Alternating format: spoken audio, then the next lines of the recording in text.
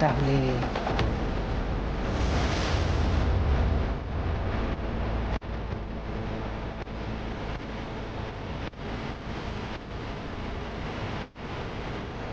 তুবড়ি, তুবড়ি, একটু তাড়াতাড়ি করো, পুজো শুরু হয়ে যাবে। হ্যাঁ কাকিমা, আসছি। আচ্ছা। ওই তো সারা দিয়েছে। হ্যাঁ আসছি এক্ষুনি। হ্যাঁ, সময় তো হয়ে গেল। ওরে, এই সবই হলো ঈশ্বরের ইচ্ছে। উনি চেয়েছিলেন বলেই দেখো আজ পুজোটা হচ্ছে এবং আমার বড় বৌমার মনস্কামনা পূর্ণ হচ্ছে। আমার বড় বৌমা তো ওই মানত করেছিল না যে আমার নাতবো আর আমার দাদু ভাই একসাথে পুজোয় বসবে, আর সেই জন্যই তো ঈশ্বর তাড়াতাড়ি করে ওদের ফিরিয়ে আনলো বাড়িতে। কি দরকার ছিল অর্জুনকে এভাবে পাঠানোর? হ্যাঁ ঠাকুর মশাই, কি করব আমি? এসো মা, এইখানে বসো।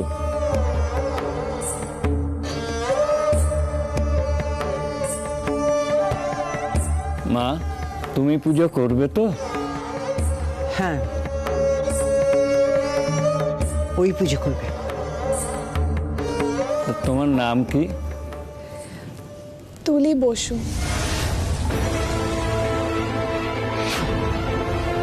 নিজের চালে নিজেই পড়লে মা, তুবড়ি বোস হয়ে গেল শেষ পর্যন্ত। গোত্র কি? এ বাবা, গোত্রটা তো জানি না। মা, আমাদের কি গোত্র?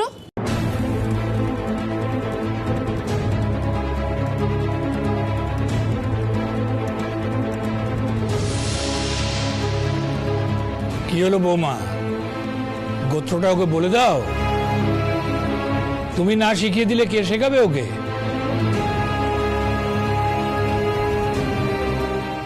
গৌতম গোত্র।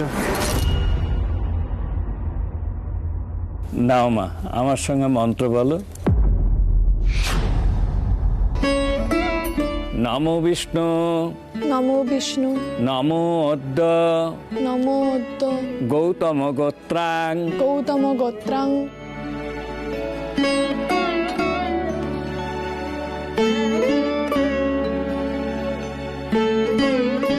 এটা কি করলে আন্টি?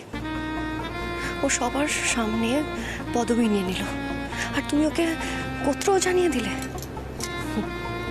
ওকে স্বীকৃতি দেওয়ার আর কি বাকি রইল তাহলে? তুমি তো সকলের সামনে ওকে এই বাড়ির বউ হিসেবে মেনে নিলে। এটা কিন্তু ঠিক হলো না আন্টি। ও তোমাকে প্ল্যান করে কিন্তু ফাঁসিয়ে দিল।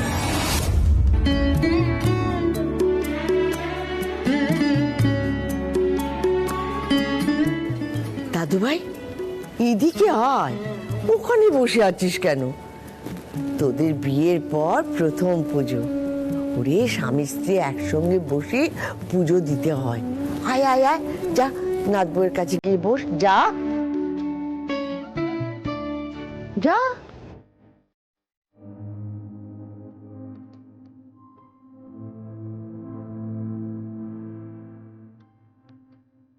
ব্যাস, 16 কলা পূর্ণ হয়ে গেল।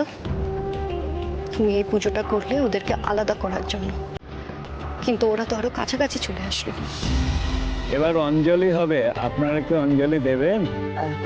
না গুরুদেব, ওরাই অঞ্জলি দিই, আমরা না হয় মনে মনে মন্ত্র উচ্চারণ করে নেব। ঠিক আছে, এই নাও মা, তোমরা অঞ্জলি ফুল নাও।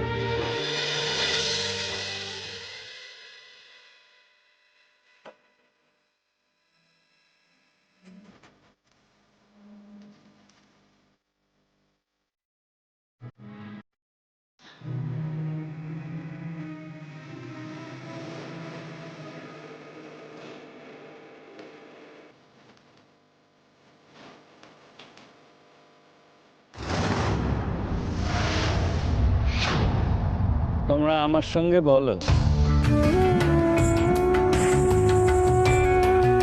সুরায় সুরনাথায়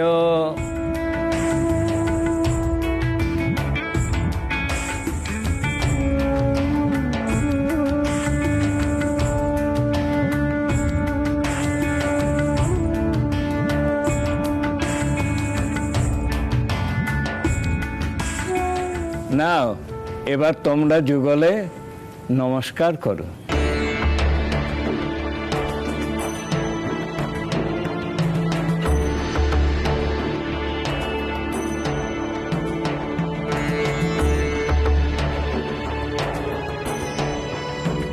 তোমাদের বিয়ের জন্যই তোমাদের মা এই পুজোর সংকল্প করেছিলেন।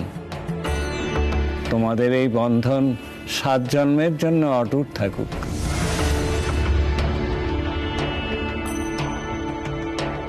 মেয়ের মন্ত্রোচ্চারণ খুব স্পষ্ট, খুব ভালো পুজো হলো মা। আজকে কিন্তু সিন্নিটা তুবড়ি মাখবে। ওমা, ও পারবে তো? ও মা, সিন্নি মাখতে পারবেন এমন আবার হয় নাকি? হ্যাঁ ঠাম্মা, আমি পারবো। আমি তোমার হেল্প করে দিচ্ছি।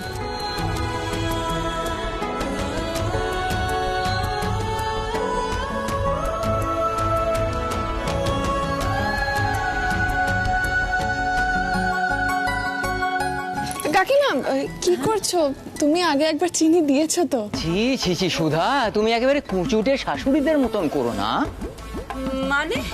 মানে জানো না, আরে কুচুটে শাশুড়িরা বৌমার রান্নায় লুকিয়ে লুকিয়ে বেশি করে নুন দিয়ে বৌমার উপরে দোষ চাপায়, আর তুমি আবার লুকিয়ে লুকিয়ে না দিন দুপুরে সকলের সামনে 2বার চিনি দিচ্ছ।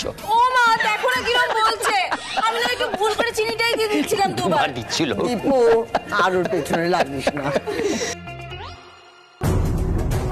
আজ তুবড়িকে বেশ খুশি খুশি দেখাচ্ছে। আচ্ছা, ও কি পুলিশের পরীক্ষায় পাশ করে গেছে নাকি?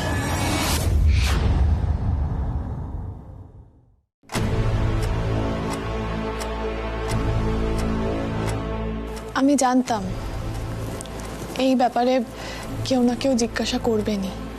তুমিও তো উত্তর দিয়েছো, আশা করি আর কেউ কিছু জিজ্ঞেস করবে না।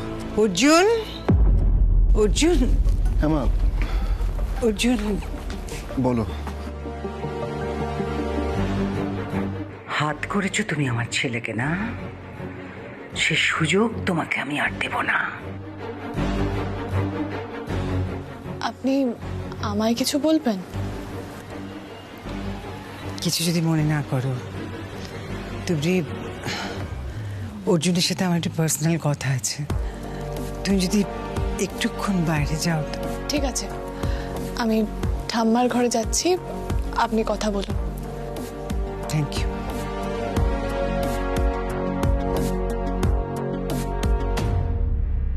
পার্সোনাল কথা এখন এই সময়? কিছু তো একটা ব্যাপার আছে, শুনবো। শোনাটা কি উচিত হবে? না না না, এই সময় উচিত অনুচিতের কথা ভাবলে চলবে না। আমায় শুনতেই হবে মা কি বলছেন।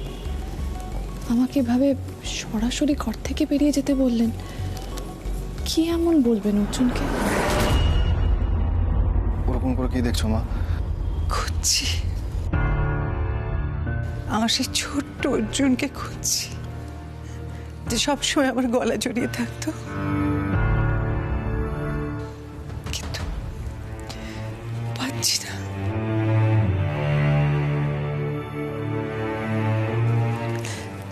এতটা বড় তুই কবে হয়ে গেলি রে বাবা?